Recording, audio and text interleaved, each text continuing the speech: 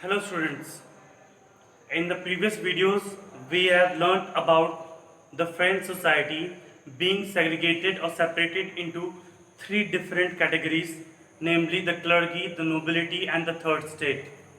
We have also seen how they were struggling to survive. When I tried to explain you the subsistence crisis, I also tried to explain you the feudal law wherein the third state only had to pay the taxes. In today's video, we'll learn about the emergence or the rise of a new section of society from the third state called the middle class. This, this middle class society, which was newly formed, were the pioneers, or you can say were the leaders or responsible persons who spread the French Revolution at a very greater scope, and they are the people who were responsible for bringing out a change in the French society.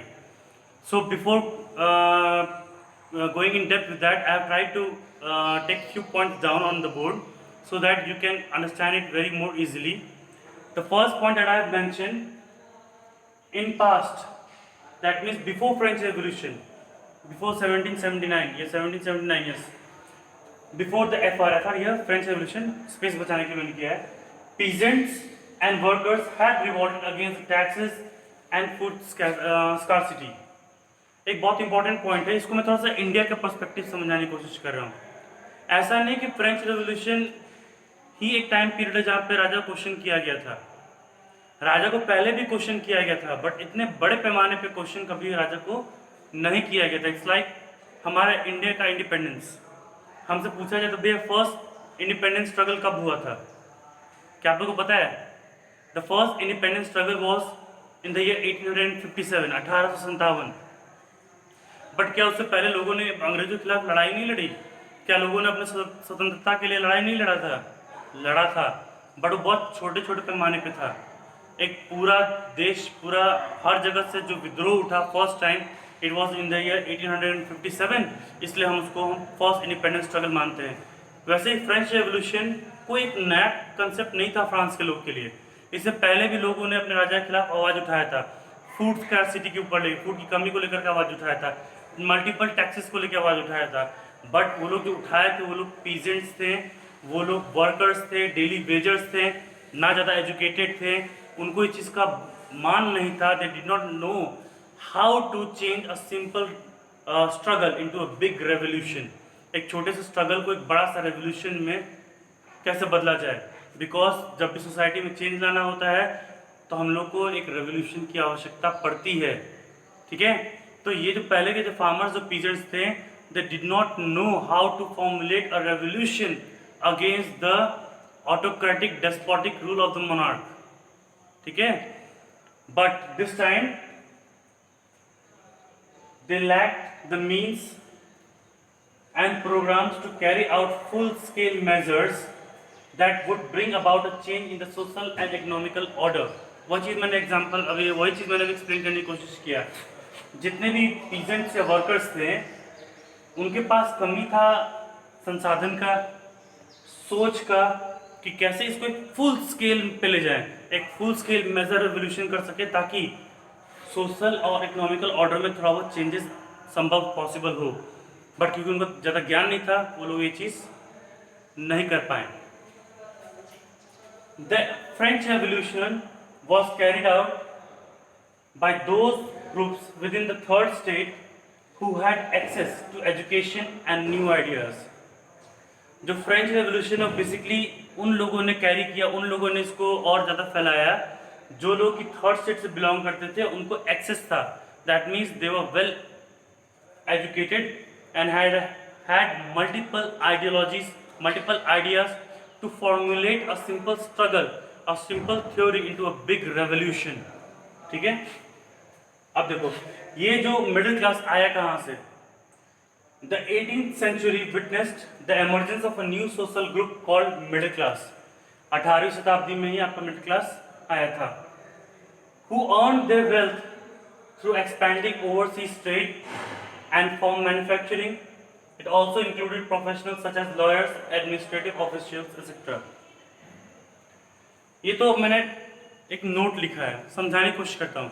अगर middle class का हम नाम देखें middle, that means they are neither poor nor rich like the elites और aristocratics. वो ना aristocrats या जमींदार की तरह बहुत ज़्यादा अमीर थे, ना ही पीजेंट्स की तरह गरीब थे। They were in the middle, that's why they were termed as middle class. ये वे लोग थे जिन्होंने बहुत सारा वेल्थ अर्न करना स्टार्ट कर दिया ओवरसी ट्रेड के साथ, बहुत सारी चीज़ों के मैन्युफैक्चरिंग में, जैसे सिल्क हो गया, वुल हो गया, कॉटन हो गया, इसका मैन्युफैक्चरिंग में उन्होंने पैसा अर्न करना स्टार्ट किया। इसमें ना सिर्फ बिजनेसमैन थे और भी प्रोफेशनल लोग थे, जैसे फॉर एग्जांपल लॉयर हो गया, एडमिनिस्ट्रेटिव ऑफिशियल्स हो गए। They were well educated and a wealthy class, but not as wealthy as aristocrats, but wealthy, but educated. ये जो एजुकेटेड और वेल्दी क्लास था जो नया एमर्ज होकर आया, that was called the middle class society. This middle class society was somewhere or the other inspired by a theory। ये middle class theory जो सोसाइटी ने आया था वो एक थ्योरी से ज़्यादा इंस्पायर्ड था। क्या था? ये बहुत इंपॉर्टेंट पॉइंट है, इसलिए मैं इसको अलग से पॉइंट लिख के लिखा है, इसको ध्यान रखिएगा। ऑल ऑफ दीज मतलब the middle class were educated and believe that no group in society should be privileged by birth, rather a person's social position must depend upon his merit। ये वो सोसाइटी था middle class जो एक सिद्धांत में believe करता था कि किसी भी ग्रुप ऑफ सोसाइटी को इसलिए नहीं उसको चीज़ें मिलनी चाहिए, प्रिविलेज मिलनी चाहिए उसके जन्म के आधार पे, उस जन्म के आधार पर प्रिविलेज नहीं मिलनी चाहिए, बल्कि उसके मेरिट के हिसाब से उसको वो चीज़ मिलनी चाहिए। दैट मीन्स सिर्फ जन्म से इंसान को कुछ नहीं मिलना चाहिए, उसके कर्म से उसको उपाधि मिलना चाहिए, उसके कर्म से उसको पोजीशन मिलना चाहिए, रैंक मिलना चाहिए। ठीक है, this is what the middle class wanted to convey, and this middle class was inspired by certain philosophers that we will learn in the next video. बस इस वीडियो में समझाने का मेरा ये मकसद था, मैं इसको शॉर्ट समराइज करने की कोशिश करता था, आपको और इजी गोइंग समझ में आ जाएगा हिंदी में।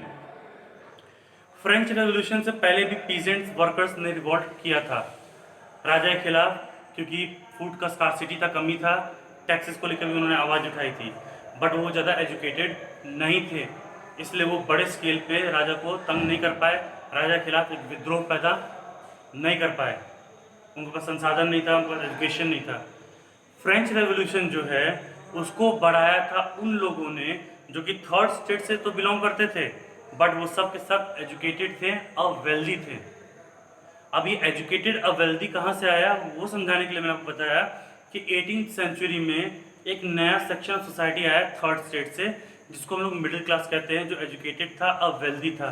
इन्होंने अपना वेल्थ गेन किया ओवरसी ट्रेड के साथ करने से, ट्रेडिंग करने से बंदरगाह पे, साथ में बहुत सारी चीज़ को मैन्युफैक्चर करने में, जैसे वुल का क्लोथ्स, बेसिकली टेक्सटाइल, वुल हो, कॉटन हो, सिल्क हो, इस तरह का टेक्सटाइल का बिजनेस करके उन्होंने पैसा कमाया।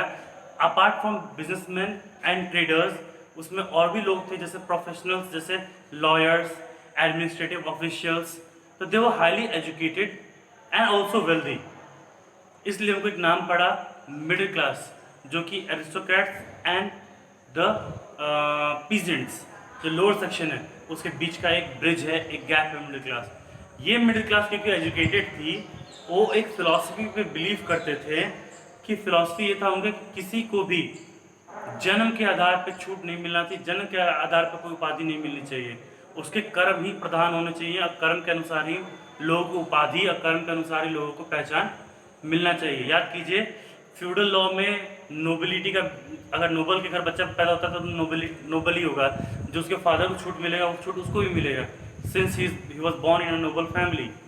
बस जो हमारा मिडिल क्लास है इसी चीज़ को डिबंक करता है, इसी चीज़ को हटाने की कोशिश की। उसने कहा कि जन्म के आधार पे कोई भी महान नहीं, जन्म के आधार पे कोई भी कुछ प्रिविलेज को एंजॉय नहीं कर सकता, उससे कर्म ही प्रधान होंगे, जैसा वो करेगा वैसा वो रैंक, वैसा ही वो अपना फल पाएगा।